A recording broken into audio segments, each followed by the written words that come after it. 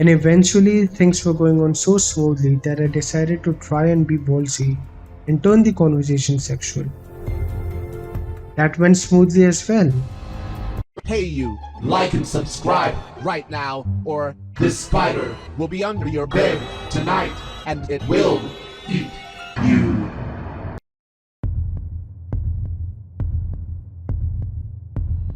I was on Tinder a few months ago when I was bored.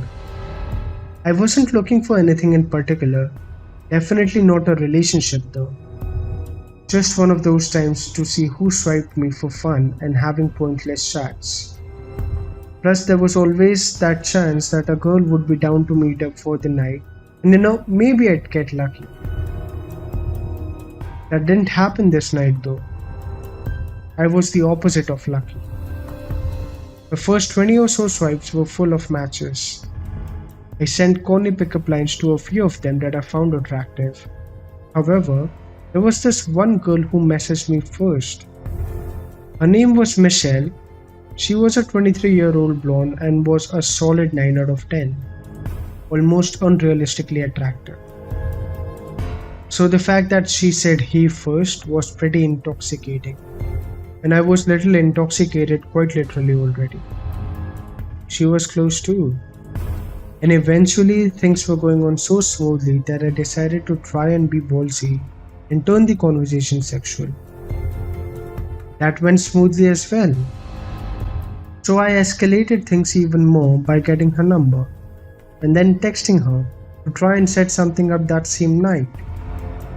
To my surprise and delight, she seemed really willing, but she wanted to meet out somewhere and hang out first before going back to her place.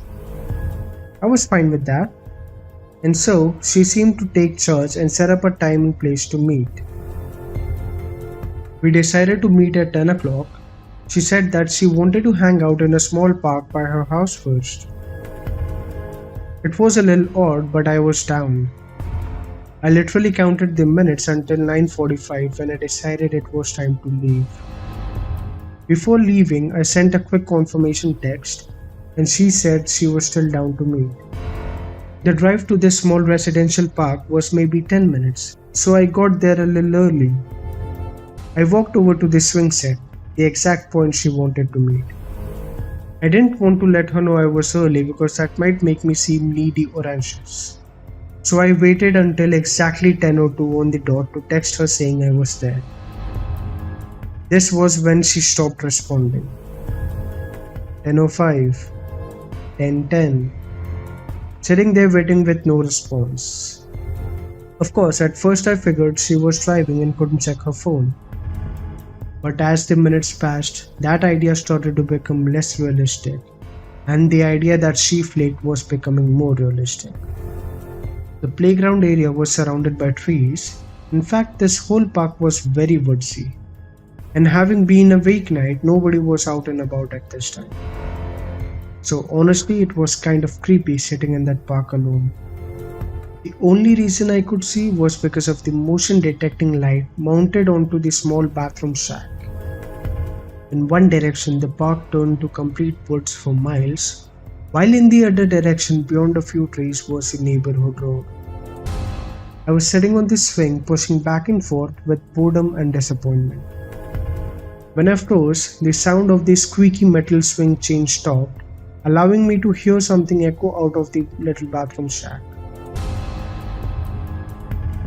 It sounded like a typical sound you'd expect to hear from inside one of those bathrooms. Like somebody pressing down on the handle of the paper towel dispenser or something like that. What I'm trying to say is it sounded intentional, meaning someone might have been in there. Now this would not have been a completely strange thing. After all, it's a public park.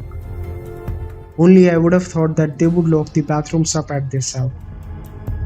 And who else would actually be in this tiny park at 10:15 on a weeknight? Then I suddenly felt a vibration in my pocket. So excited, I whipped out my phone and saw a text from Michelle. The text said exactly this. Hey, just got here. Come into the bathroom. I have a surprise for you. My heart dropped as I read this. I felt butterflies in my stomach. Not like an innocent nervousness, more like a disturbed, freaked out feeling. My thumbs were hovering up over the phone as I was conjuring up something to type in response. Then she sent another text saying, "Get off the swing and come here." As I read the text, I looked up the tiny bathroom building and opened my mouth, almost ready to scream, when I saw half of a person's face peering out of the bathroom entrance from one of the bathrooms, leering over to me on the swing. Only for maybe half a second did I actually see a good portion of their face though, because they slowly moved out of sight. To be honest, in the heat of the moment, I couldn't even tell if it was a male or a female, but I knew something bad was going on, and I knew I was disturbed as hell by the situation.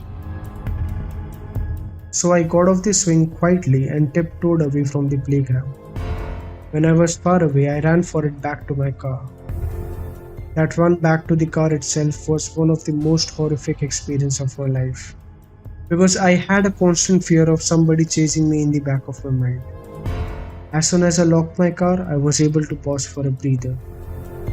But up until that point, nothing compared to the gut-wrenching fear that I felt when I took a last look into the park and saw a grown man emerge from the trees running towards my car. I turned the key in the ignition and practically threw the car in drive before it was even fully started. When I was halfway down the road, I looked back and there was nobody in the streets. When I pulled into my driveway, I sat there for 10 minutes thinking and reflecting. I felt like I became a changed person at that moment. Like I knew what it truly felt to appreciate life after having my life threatened. I deleted my Tinder account and then deleted the app. I didn't tell any of my family members besides my older brother. I have a girlfriend for the past 2 months, so luckily I don't have to think about using that app anymore.